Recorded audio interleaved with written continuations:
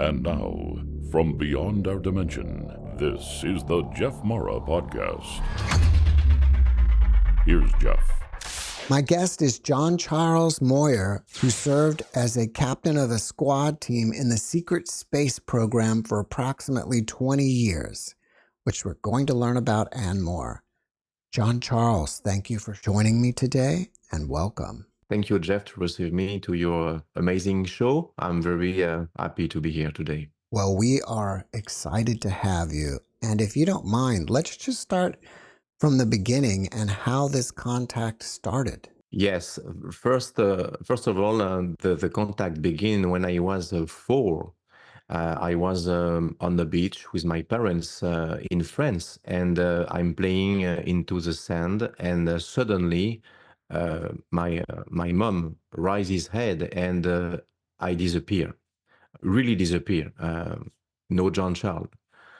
And they searched me during 1 hour with a lifeguard and people on the beach, and they don't find me.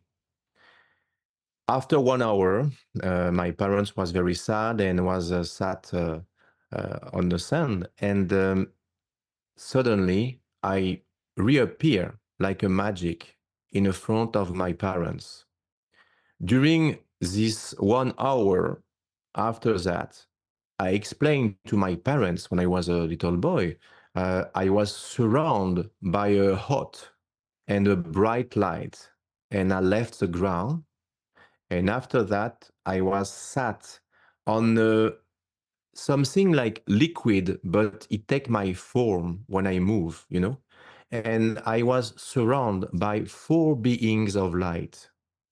And these 4 beings reassure me in a telepathic, everything is okay, don't be afraid. And in the windows in the front of me, like a large window, it was a space view, and I saw the earth like this, and I was afraid to leave my parents, you know. So they put his hand in my head and check something, and after that I was again on the sand in front of my parents. During my whole life, I developed after this abduction special abilities like telepathy, telekinesis. When I was shocked, when I was sad, like a lot of children, something happened around me, like my interaction with the light, with energy, light on, light off, and pulsating around me. Example, I was with my mom in a supermarket, and we were in a big alley, and I was very tired, and I explained to my mom, I'm very tired, and she tell me sleep, and I say we can't sleep because I am in a supermarket, right?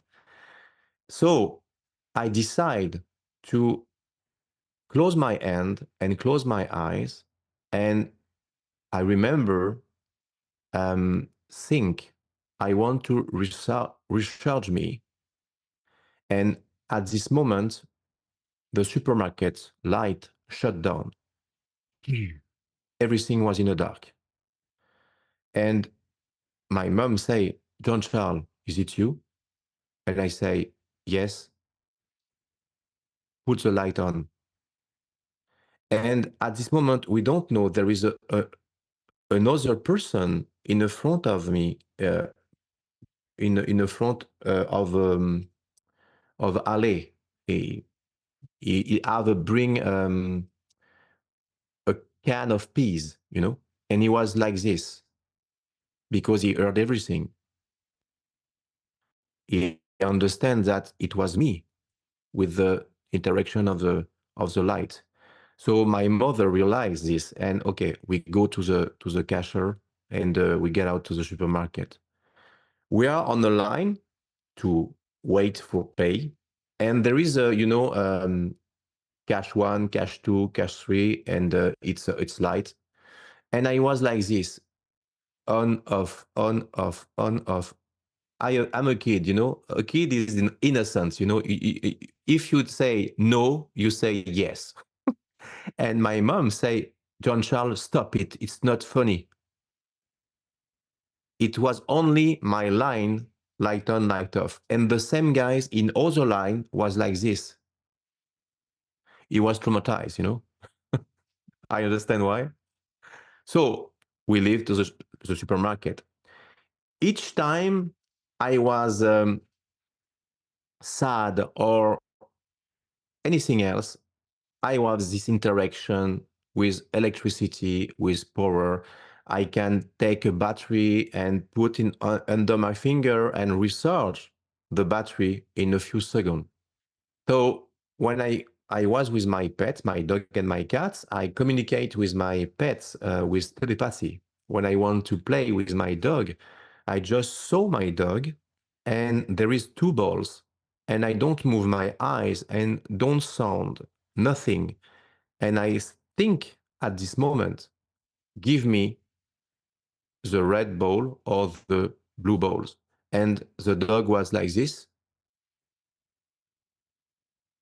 and it chose the right ball. After that, when I slept, sorry. After that, when I slept, I was a clarity, vivid dream. A lot of vivid dream, you know. It looked like real, but it's a dream. But the difference with me was we live with my parents in a 9th floor in an apartment in the middle of Paris. Okay. And during the night, I dream I was in the Bahamas. I'm a kid, you know. And when I wake up in the morning, I was tan in my face, very tan. And I had bottom of my bed a white sand between my toes. So It's how it's amazing. possible? Yeah. My parents was completely amazed, and you know, we don't have a sand, white sand. You know, Yeah. this is really extraordinary. You know. I have talked to many near death experiencers, and on the other side, they saw beings of light. And the ETs presented themselves to you as beings of light, not looking like, the grays or reptilians or whatever. Mm-mm. Can you comment on that about how they're so similar as the ones from NDEs? First, when I saw these beings, it's like you know, like a shadow, but shadow of light. I saw the shoulder, I saw the head, but I can able to detail. It was very bright, like an angel, you know. Mm-hmm, exactly.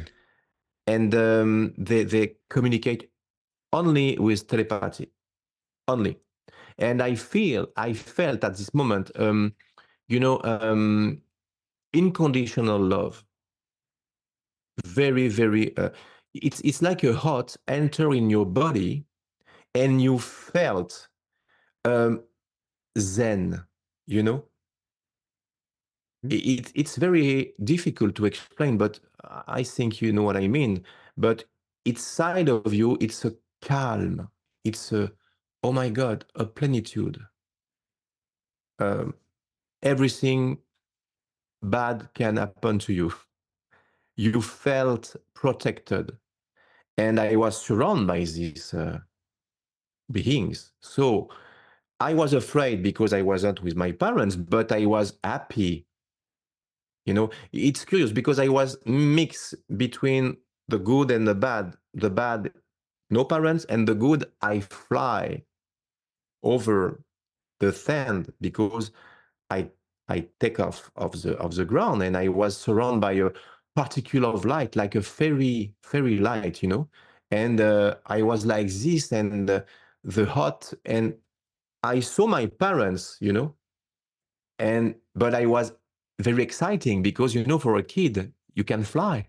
Do you think that the people who do see beings of light during a near-death experience are really seeing ETs? Mm, this is a good question, my friend, because it's very difficult to resume my life, but I saw different beings when I was young in my abduction, and I had a near-death experience too in my life. And I met another beings, but it don't look like the same beings. Mm. It was a bright beings again, but I can remember it was not the same frequency. So I guess there is different beings in the different dimension. There is maybe the dimension of angel and archangel and different things. And there is the beings in a different dimension from extraterrestrial. But maybe we call angel extraterrestrial in the Bible. So it's very difficult to answer to your question, because I guess maybe there is the same beings, maybe they're not. But I think they know each other, Yeah. because when you are in the light, this is the positive side each time. All right. Well, I got you off track. You came back, you had all these abilities as a child. At what point do you join the secret space force? Okay. First of all, I must explain something very important. When I came back from my sleep with something like tanned or tanned, my dad was very protector for me, and no, I was very different. So they don't tell nothing around you. And my dad, it's like a game. He tell me, if you can travel like this, why did you experiment something more far? And I say, like what? And he tell me, like another planet. And one night, I decide to think to the universe. And I was in pajamas, and I wake up to a planet called Antares. There is different beings with the cat people, with the dog people, with and there was a crystal everywhere. Crystal get out a tree, crystal inside the water. The water was red, and it's like a vivid dream. And when I wake up, I was, oh my God, I would like to bring something. And the next day, I decide to put my my backpack with a empty plastic bottle, and I dream with my bag. I'm a kid. Everything is possible when you're a kid. Your imagination, everything. So I sleep, and I wake up curiously in the same planet, Antares, and I walk into the water, and I met again the beings, and but when you are in a dream and you think it's not a dream, because you control your dream, right? So I decide to put my bag with my bottle, and I fill my bottle with the red water with a crystal inside, and close and continue my journey. I wake up in the morning, and in the morning I say, oh my God, I have a dream really, really, really weird. And I search my bag, and no bag. But when I put my feet on the ground, there is my bag. And I put my bag, and I check my bag and heard flock, flock. And I say, what? I open my bag, and hang on, there is a bottle with a crystal inside with the red water. I go to the kitchen. My parents was in the breakfast, and I say, I have a very, very strange dream. Oh, yes. And I say, I bring this. Boom, on the table. My mother was, oh my God. And at this moment, you are a proof of this. Your son came back from it with a bottle of the crystal. So after that, I jump. I was on the school, and in the school, we have an exam, and I decide to raise my hand because I want to go to the toilet, and nobody answer my question. Please, miss, I want to go to the toilet. Nobody, because every people was frozen. So I decide to go to the toilet, and I go to the toilet, and suddenly I was I remember 3 or 4 floor, and there is no windows. The toilet in France is like this. Close the door, and suddenly the light off. I am in the dark. I search the button. I open the light. I was in the toilet, but not the toilet of the school. I was in a few kilometers, really, in the apartment of my parents, in the toilet of apartment of my parents. My parents must call the director and say, "Oh, Jean-Charles was sick and blah blah blah." They invent something because they must lie. They must, it's important because they protect me. They call a locksmith, the guardian, to open the door because it was closed, locked inside of the toilet of the school. And when they open the door, nobody inside, but everything was closed inside. All my stuff was stay. My bag, my pen, my ID card, my clothes, my coat into my chair. So it was really teleportation, not astral travel or decorporation, etc. A few months after that, I go to a summer camp, and everything starts at this moment. During hiking on the mountain, I don't take my hat in my head, and I have a big sunstroke. I was emergency in hospitalized because I was dehydrated and I was very, very in a bad state. They do an X-ray for my brain because I say it's look like a heartbeat in my head. So they don't take a risk. They do X-ray. When I go to the X-ray, never works. The X-ray don't works, because I was stressed. So I was interaction with the X-ray. They discover, first of all, a dust, but it's not a dust. They reduce the X-ray, and it was like a metal capsule, like a tic-tac in my brain, like an implant.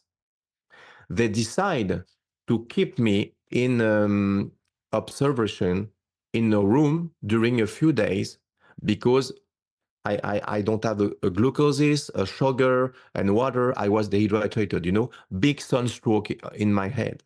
And in the night, a doctor came into my room with a military guys and spoke about me.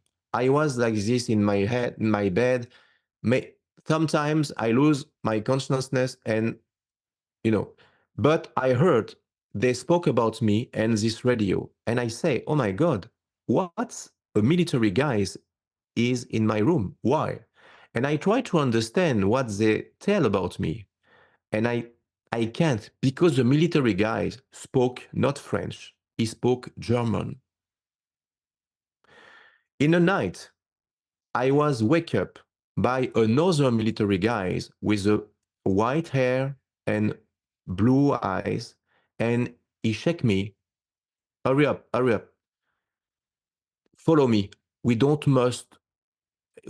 miss the jump.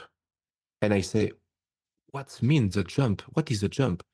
And I follow him in a corridor, and we arrive in a big elevator. There is a guy in a black suit with a red triangle on the chest with black glasses.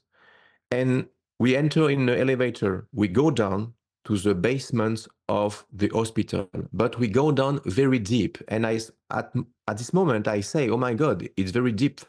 And I little stress. And at this moment, when I'm stressed, the light of the elevator pulsating, and he take his hand in my shoulder. Oh, hey, boy, everything is okay. Don't be afraid. Everything is okay. And the light on. We arrive on the basement. The doors open, but not the same door where we enter in first. It was like a metal like this, and another door appear. We are in a big hangar with a lot of children, in a lineup.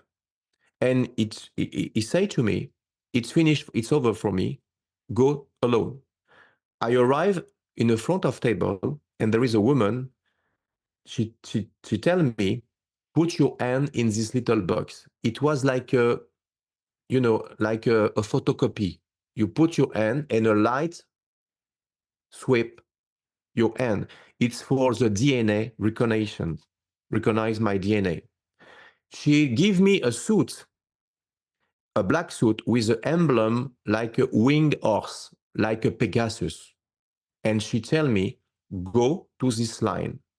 We enter with another children. There is a girl and a boy in a big portals. I felt inside of me a tingling, and I lost consciousness in fraction of second. And when I opened my eyes, we are in another big hangar. There is a military, there is a doctor, and they test our fear. And during this test, they test our abilities. Many failed, but not me. They tell me, go to this dark room. And in this dark room, I was in front of something in the shadow. Get out the shadow, and it was a big mantis. And this big mantis put his big paw in my shoulder and tell me and telepathically, everything is okay. You have been chosen. And I wake up. I wake up in my bed and I say, oh my God, do I dream? But it was really, it was real. And I lost consciousness. And suddenly I was wake up by a big sound of a horn in the bus. And I was sat with my bag and go to the summer camp. I don't know how I get out to the hospital. They miss something. When I go to the summer camp, I explain to my little friend what I live strangely, what I remember. They mock me. And I was very sad. And in the night, I decide to get out the chalet by the window and go in a field near the summer camp. I was sat down and I look the sky and I say, I don't want to be here anymore. Come and get me. And at this moment, there is a star moving, and the star transformed into a disc. And I was sucked back the light, teleports into a big spaceship.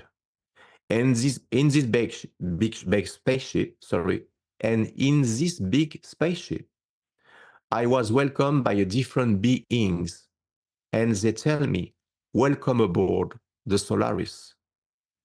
And blonde beings, white face, blue eyes with a blonde girl, came to me and say to me, follow me in a big corridor in the spaceship. And we go enter to a classroom with a different beings. It was my start a training for the secret space program Space Force.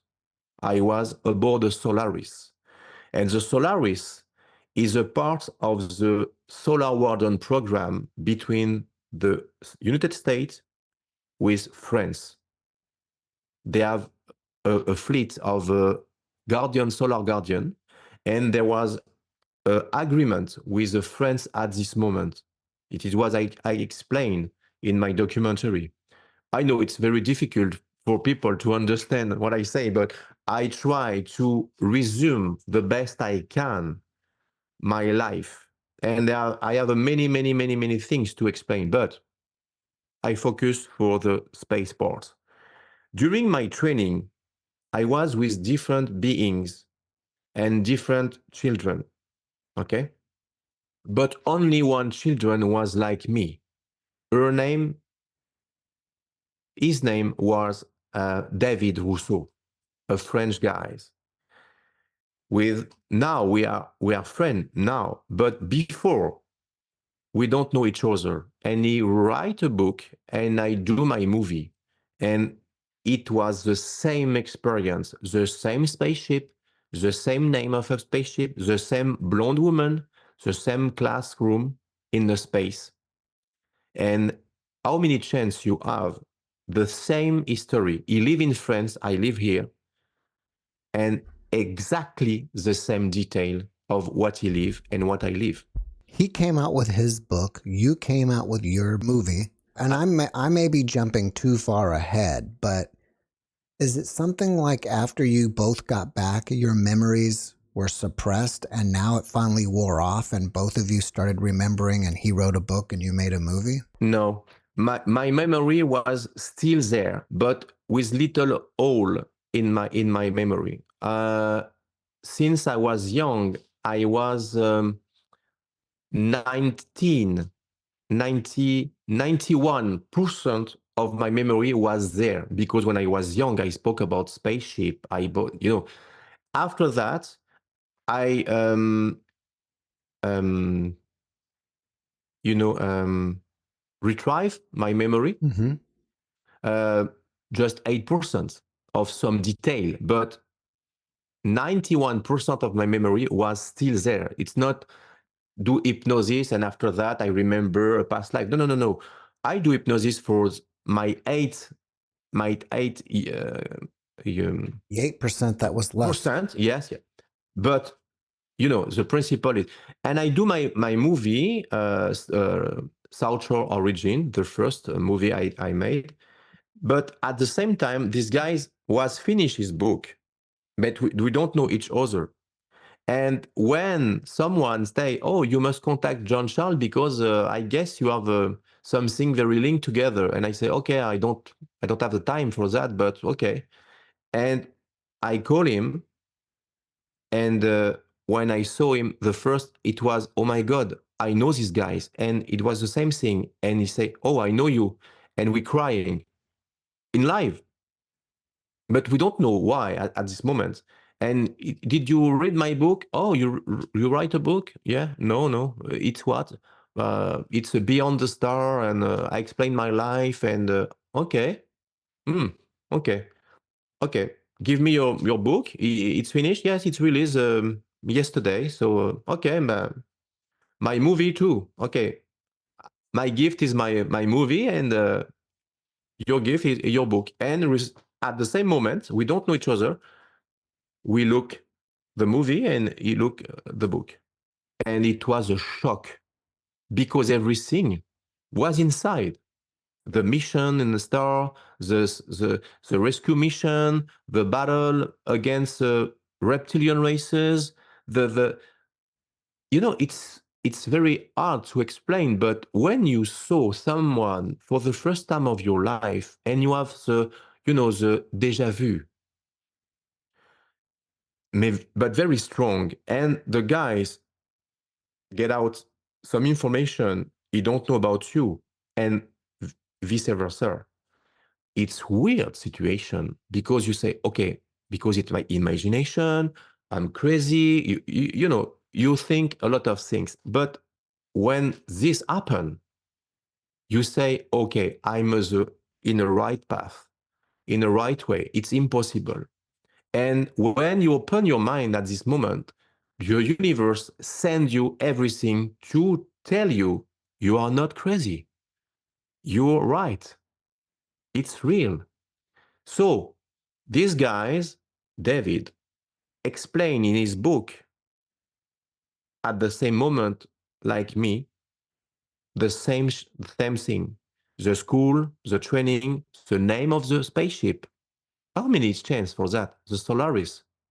And he was welcome to a blonde girl, follow her in a corridor in the school. And when he was in the school, she say, "You are only a Tyrian boy, but there is another boy, and his name is John Charles.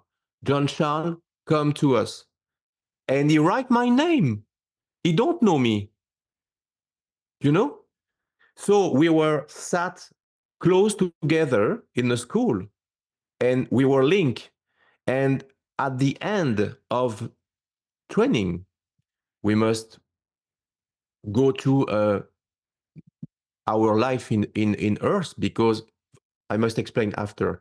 And he say, I never forget you. We are linked. And we come together very soon. That's it. And I'm crying, you know. And after that, we go to this blonde woman, into a big room, and there is a tube. And we enter a tube together. And it was someone explained to me, it was a system to travel to the timeline to put you at the moment they grab you from the abduction, because extraterrestrial have this technology. Some people can smile, can laugh. It's easy to mock people. But when you found the proof of what you say here in my new documentary, I jump, okay, for people. Because people say, okay, but where is the proof? And I explain what I live now in my adult age, you know. But when I was young, I explained in a tape recording, because my life was in danger. I felt some bad energy around me want to grab me. So I decided to record my voice in record tape. And I found this record tape, and I have 18 at this moment when I decide to record this. And I explain exactly what I say now. But 36 years before anyone spoke about space program, space mission, extraterrestrial, men in black, everything. So it's important to clarify, when you live this experience, when you are young, and you have the proof of what you say, and other people have the same experience with the same detail, you are not crazy. Can you share with us some of the missions that you went on while you were in the program? Yeah. My mission was to protect people for different politics and exchange with another planets, and rescue mission from the slave of reptilian Draco. The reptilian Draco in the space are very strong. They use humans and different beings to work for them. And my mission with the team was to rescue these people and these beings, to rehabilitate in a different mission these beings, because there was break, you know, mind, and it was very sad when you discovered this thing. And there is a agreement between the Galactic Federation to protect the solar system against these beings. I want to clarify something very important. All reptilians are not bad, like humans, you know. There is a good reptilian, there is a reptilian, aquatic reptilian, there is a different reptilian, different color, but the more dangerous is a Draco. And I was in the front of this black Draco in a mission in my life. And I had an injury because, you know, when you have a mission in a space with this black Draco, they can read your mind before you think and before you do something. So you must create a screen, like something to hidden what you think before you do. And I have a belt with force field. And at this moment, to protect David, we have a mission together. I push David to protect him, but I don't have enough time to push my button of my belt to protect myself with the force field. And the Draco, the black Draco in front of me, knows that.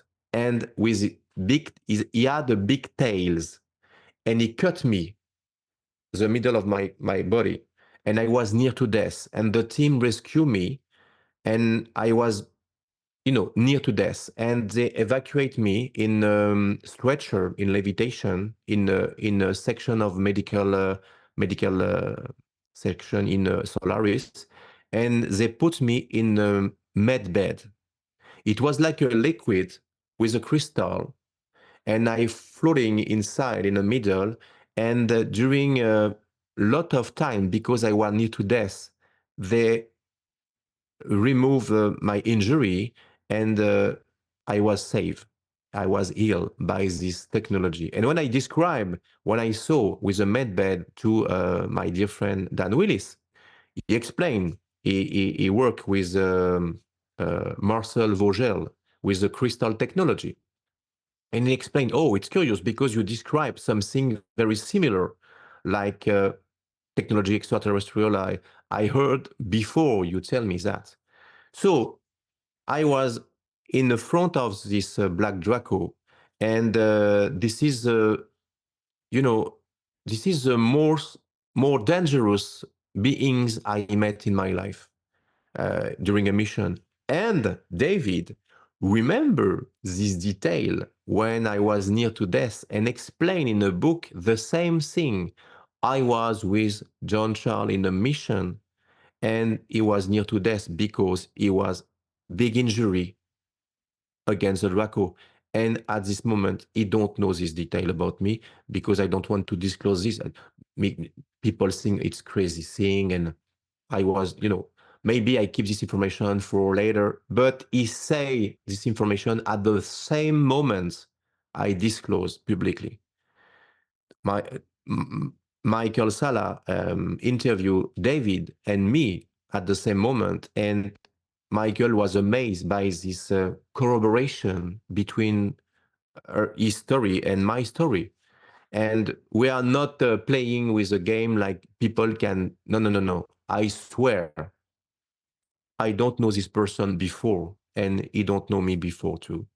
While you were gone for 20 years, did they make a copy of your body and it was here, or did you were gone for 20 years and you came back, like you time traveled back?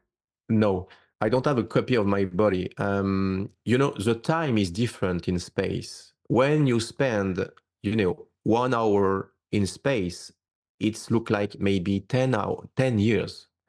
And nobody can explain, because people say, like you say, my friend, how it's possible you disappear during 20 years and your parents are not, where is Jean-Charles? And no, because the fraction of time you disappear, the time is elastic, So Tony Rodriguez have a very, very accurate explanation about that. With I'm not a scientific, I can explain, but I know when you spend a time in a different timeline, they can froze the time during one moment. Like you take this and it's froze, and it can spend a lot of hours or years during this time, and after that they play again and you don't know what's happened. I heard a story about a guy who was in drive his car and he stopped to a light, and at this moment everything was froze, and the grays abduct him, and he spent a lot of weeks with a jail or prison, I don't remember. After that, they put at the same moment at the light. 1 minute later, the light on and the guys drive. And during hypnosis, he remember everything happened, but it's a short time.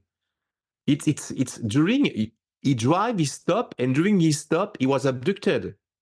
He was with a belt, and they remove the belt, and after that, they put the guy at the same place with the same, the belt. And how can we explain that, So this is the same processes. When they want to bring you and do something, and for me, when I was in the Space Force training, when I was in my summer camp, I disappear not 1 hour, I disappear during all night. And you know what? During this summer camp experience, when I was in the field and I was recruited, hang on, many years after, I was to the work, my first work in the bank, in the archive, because my mom worked in a big French bank, and I found a friend of mine in the summer camp, but they were adult, and hey, how are you? No. And I cross in the cafeteria, and the guy say, Jean-Charles, I want to say something very important for me. And I say, yes. Do you remember in the summer camp when you say you get out to the stars? I say, yes. I lie to me. I lie to you. And I say, explain, I don't understand. When you get out to the window of the chalet in the night, I was asleep. I follow you. And I say, oh, you follow me? Yes, I follow you because I was afraid you do a mistake and, was very sad. And the friends mock you and it's not. So I follow you. And what did you saw? And Jeff, listen carefully. He tell me you was sat down on the grass of the field and you look the sky and I look what you look and I look at stars and curiously she moving. After that, it was a gold disc just above you. And I saw you in the light. I was afraid. I running to the chalet. I closed the door. I put my bed under the door and I was like this and everything was closed and nobody can enter in the room because I have closed and locked everything. And at 3 or 4 a.m. I was full of sleep. I was very tired. I opened my eyes and you was in the front of me in your bed. I swear. What did you say that? People say I'm crazy. I'm so sorry, Jean-Charles, but I was afraid for my family, for my friend. I don't want to mock me and he leave. Can you imagine? The guys was witness of this in my life. So for me, it was amazing that I don't dream. I don't invent something. The guy was follow me in this night.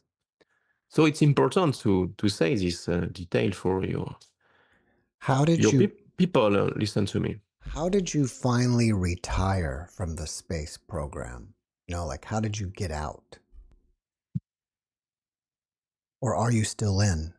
No, I'm not still in, but there is two parts. The first part was after my son's stroke in a hospital, and when I came back to the summer camp, I was abducted, and my training began. When I came back to the summer camp, after that, the next night, everything was removed in my head during a short time, because I explained to my parents I was in a spaceship and I explained to my parents something happens to me, but it was like I have my memories, but I don't know what's happened at this moment. It was curious, and I uh, mm, I searched my word. Sorry, I grow um, until my adult age, and during my adult age in France, you must go to the military services. It's you don't have a choice. And I was selected to go to the parachute commando, French Air Force base. So I was selected to go to my services, military services in a commando parachutist. During my training of commando parachutist, I had a big accident in my shoulder, and I was emergency to military hospital. During this military hospital, I was in a treatment for my shoulder. And first, when you enter to the hospital, captain say, don't talk with these guys in this different department because it's a psychiatric department. And I say, okay. And I spoke to him because I want to know what they say. And they explained to me a story, very, very, very, very special story. Each night, they saw a military with a patient, military guys, on the stretcher, go down to the basement of the hospital, and they follow. And they discover an elevator, open the elevator, and the guy was give to another person with a guy on a stretcher. Curious, But it wasn't a guy. It was a big reptilian in a suit in the basement. So after that, I decided to go down myself to check this. And I was in the front of a guardian, and it's a human guardian. And what do you do here? Oh, sorry, it's a wrong floor. He looked like in the eyes, and he know I'm lying. So I go to my room. And the other day, I go down and I saw the same circus, the same game, but it wasn't reptilian. It was a tall gray with a black suit. Take the stretcher, close the door of the elevator. I go to my room and I cross the doctor and I say, hi, doctor. Hi, doc. Where is the guys from the psychiatric? It's not your business. They left. And we never saw this guy after. And he tell me, don't forget your treatment for your shoulder because they use for me device for infrared to reconstruction my muscle because my shoulder was break during my training in the commando. The name of the device was Excalibur. Okay. And during my treatment, they forget me over the device and they burn my skin in a second degree. So they decide to put me, morphine, and during a night, they enter to my room and they bring me to the stretcher on the basement. But it was very curious for me because when I arrived to the stretcher, I felt a sting in my neck, like adrenaline, and I wake up and no pain. I was very powerful. Imagine my shoulder was repaired, and I go to a table with a woman, and she tell me, "Put your hand in this little box." Remember when I was young? I put my hand. It was my DNA recognition. And she tell me, go to this light. And I enter to the light and something happened during, maybe I was grabbed, I don't know, during my travel in the light, but I was in the front of, again, the blonde woman with the blue eyes. And she tell me, hello, nice to meet you again. And I say, who are you? Oh, sorry, follow me. And enter to this tube. I enter a tube and I feel tingling and everything remind me. I go with this girl in the corridor and we arrive in a big amphitheater with a lot of beings, adult in a suit with the emblem like, Pleiadians, like an emblem, like in Star Trek, when you amphitheater with different beings and in the front of me there is a guy wave me. It was David in a suit, and at this moment, my mission in a space force as adults begin. It was in two parts: when I was young, and after when I was in a military base, I was recruited again. So this is a part of my life. Do you still have that implant inside of your brain? No, sir. If I say yes, you want to open my head? No, but I ring in the airports, but not now. And I remember something happened in my head, and I was something leave in my head, and after that, I felt in the night a big hot in my brain, and I don't know what's happened, but when I passed my scanner when I was near to death, they don't discover something inside my head. Maybe the technology can detect too. I don't know, but I don't feel now something in my head like when I was young. I can check my hand and like little balls, metals, tick, tick, tick, tick. I don't feel this now. So I don't think I don't have this now. Do you still have any sort of contact with ETs at all at this point in your life? Yes, always. In what Always. way? Pardon? How do you do that? Because I don't explain. When I was 12 in the night, I was in my bed and I remember heard some noise strangely in my room.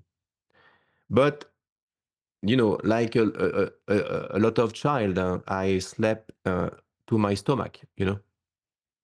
So I was stick on my bed and I can't move, and I heard something moving in my room, and I decide the next night to sleep into my back to was able to open my eyes if something happened, and the noise happened in the night.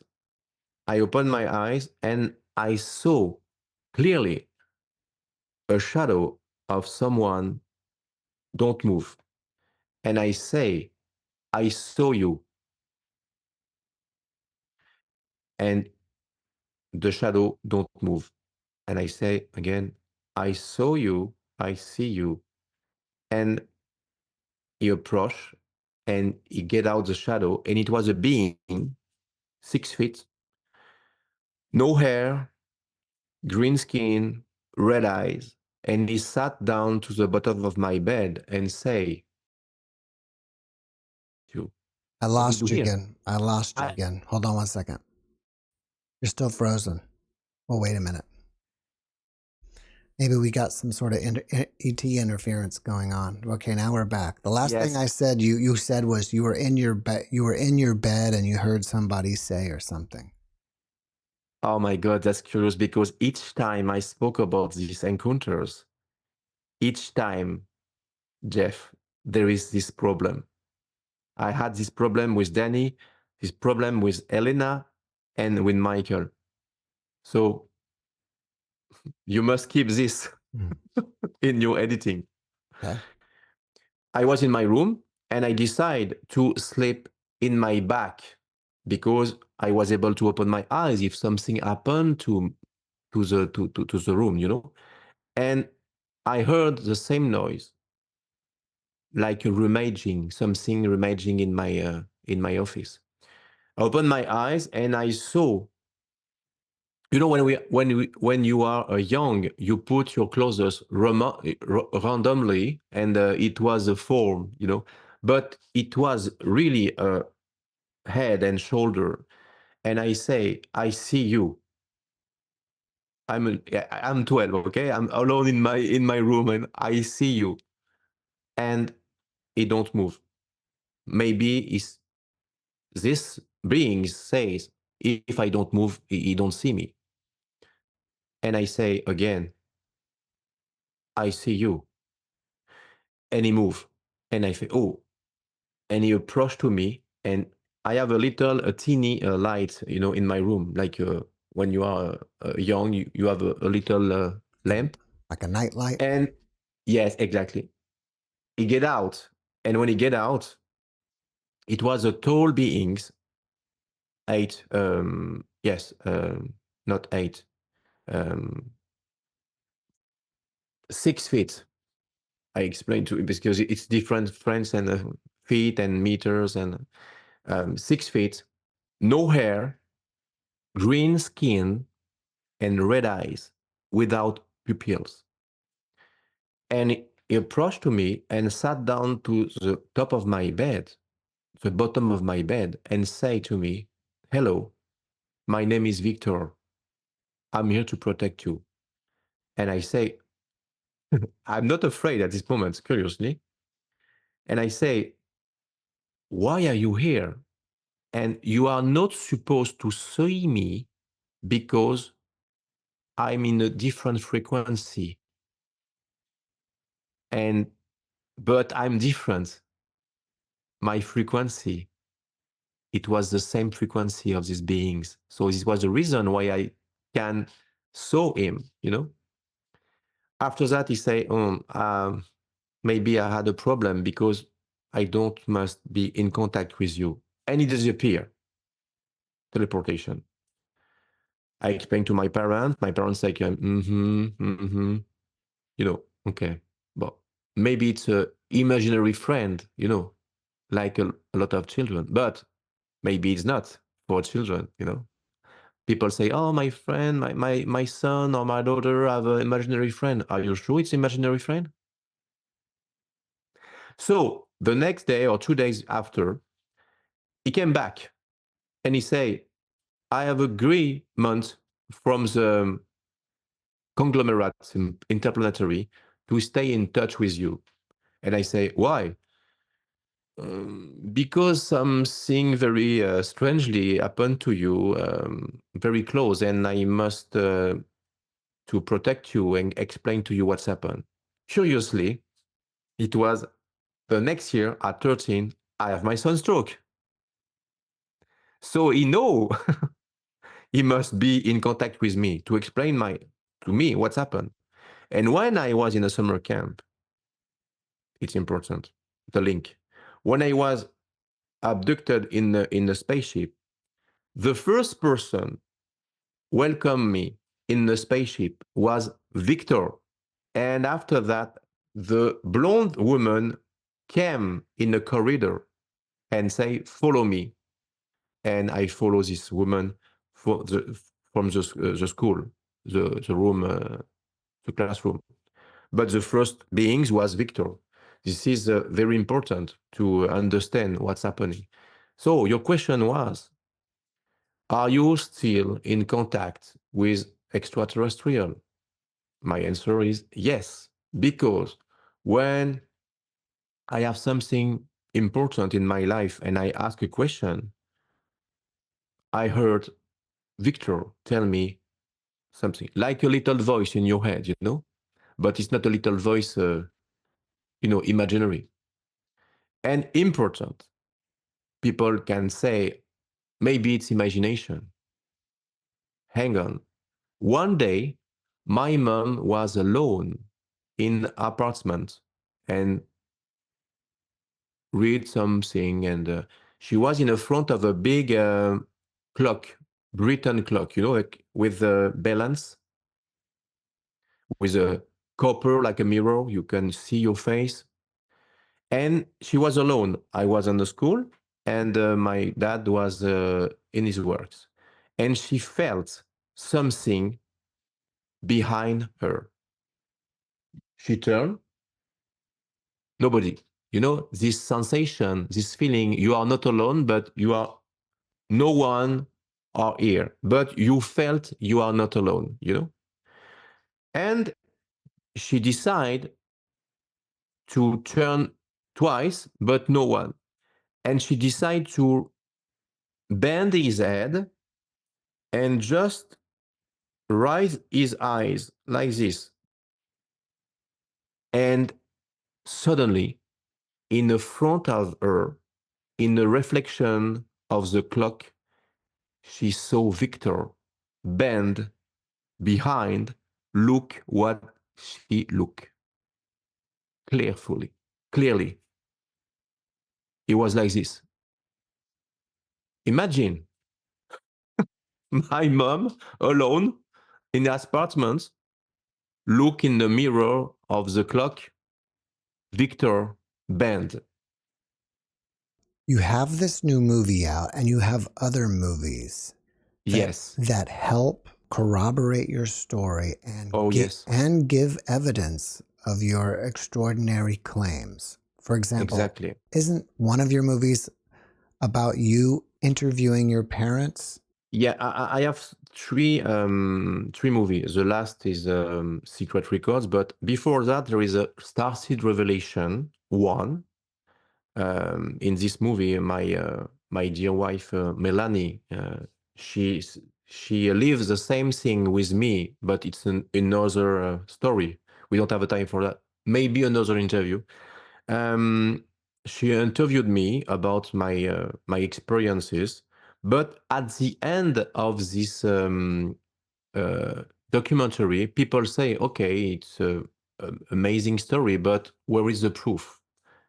And I decide to make the sequel of this movie because my parents decide to testimony with his face and his voice and not hidden, because they said, son, we are proud to be your parents and you want to testify what we live with you, not testify what I say to my parents. No, it's not the same thing, what they live with me, because my parents are together again, alive, and 82, okay?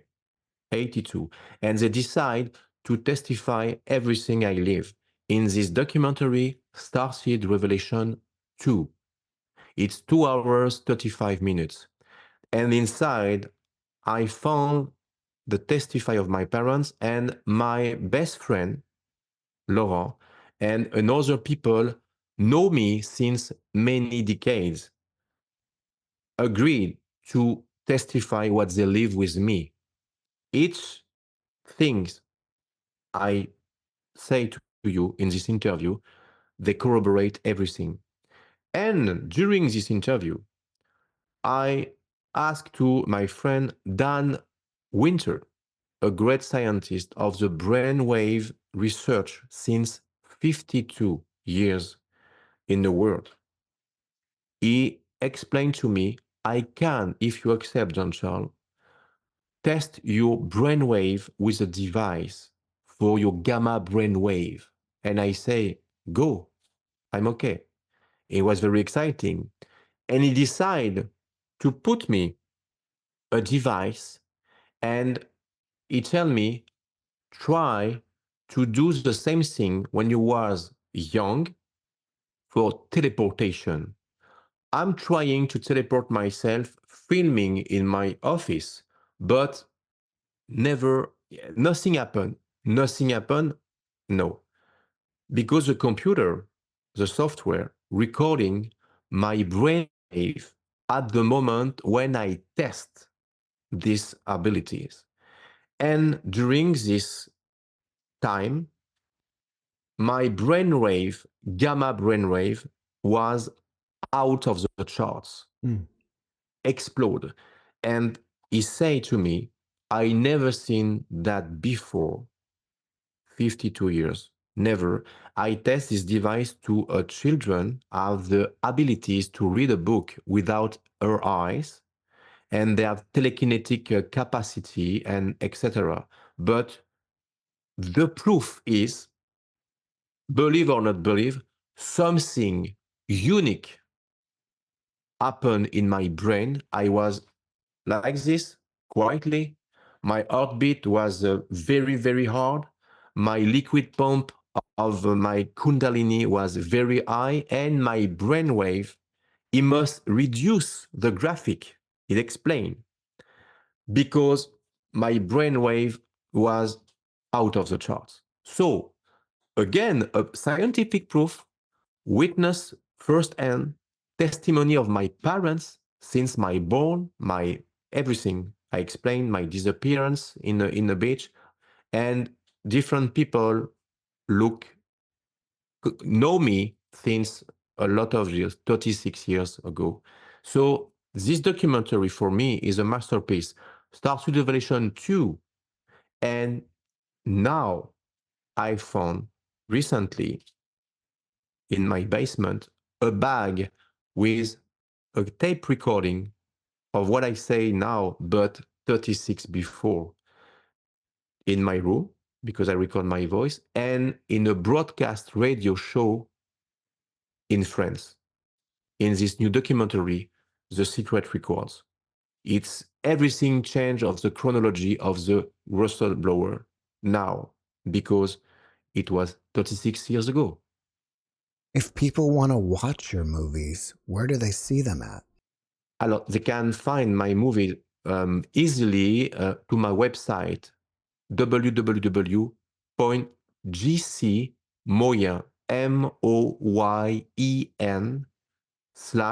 MOYEN/EN, like English, you know, gcmoyen.com/EN, English. You can put in your description the link of my website. Okay.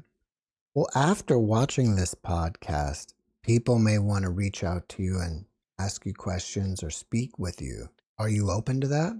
Yes, so it's a problem, my friend, because I receive many emails.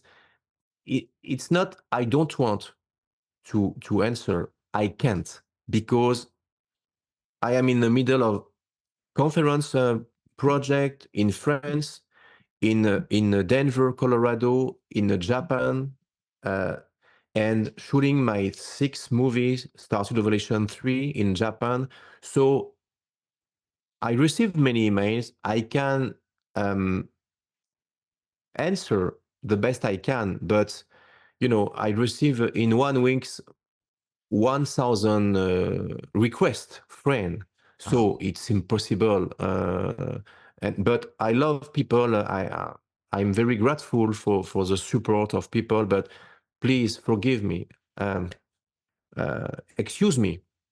Excuse me for I can't answer for each of us. I do my best. Sometimes I can, but when I answer to 10 person, I receive 52. Oh my God, thank you. I have another question, and I can't. But I try. I swear, I try. Now, you're going to be speaking at the Galactic Spiritual Informers Conference in Denver, Yes. right? Exactly, for the 3 times. It was the first time it was in Florida, next time Florida again, and this time it will to Denver, Colorado. I'm very exciting because there is a lot of speakers, amazing speakers. Michael Sala, Dan Willis, Dan Winter, Elena Danan, and my wife, me, and Nikki. There is it's a gathering of amazing information from a lot of different story, historian story. It's each time it's unbelievable. You don't want to miss that. What will you be speaking about this time?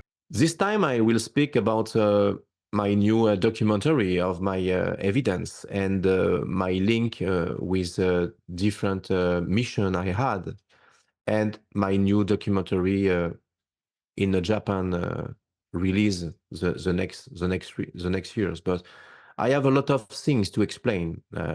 My live in space, what I live in space, how is a live as alive in space, because some people say, how is alive? There is a cafeteria, there is a space room, there is a sports room with a holographic system to training. There is a different beings with different environments, with a mountain, cascade, and they recreate this. Every beings live in harmony inside you. And I know if someone takes a train now, it's hard to explain, but I invite people to discover my life in my documentaries, and the last one is very good, because in the beginning of my documentary I made a little resume of who I am. So maybe if you just want to watch one, you can watch this. But the best will be Star Revelation 2 and Secret Records. The twice the best. And my different interview with you, my friend. Thank you again to receive me. It's very appreciated. And I hope people like it. And yesterday I was with my friend Demis Viana in Brazil.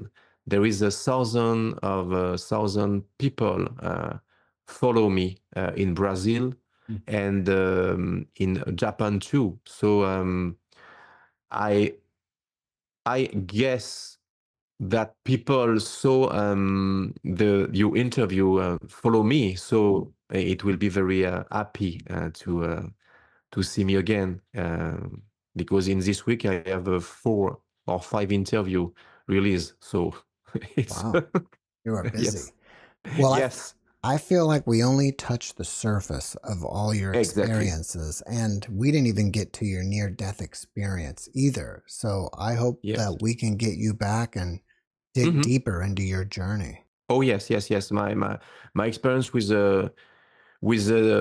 near-death experience is inside to my new documentary too, because I found a proof of what I live at this moment. I was really dead during 9 minutes, and I must go again in your show to explain in detail what's happened, because I don't want to burn the information, Yeah.